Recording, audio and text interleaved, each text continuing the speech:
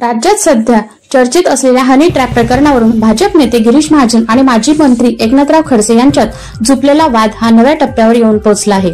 एकमेकांवर आरोप प्रत्यारोपाच्या फेरी झाडत असून प्रफुल्ल लोढाच्या संदर्भाने हा वाद अधिक चिघळलेला दिसत आहे। नुकतेच गिरीश महाजन यांनी प्रफुल्ल लोढा आणि एकनाथराव खडसे यांच्यासोबतचे 2 जुने फोटो सोशल मीडियावर शेअर करत गुलाबी गप्पा रंगलेल्या असल्याचा टोला लगावला। त्यांच्या या पोस्टने राजकीय वर्तुळात खळबळ उडवली आहे। यावर एकनाथराव खडसे यांनी तितक्याच कठोर शब्दात जवाबी हल्ला चढवत गिरीश महाजन हे देवेंद्र फडणवीस यांचे पाय चाटतात, त्यांच्या भोवती फिरतात, मी त्यांच्यासारखा कधीच वागलो नाही, त्यांनीच मला भाजपच्या बाहेर जाण्यास भाग पाडले असा खळबळजनक आरोप केला आहे।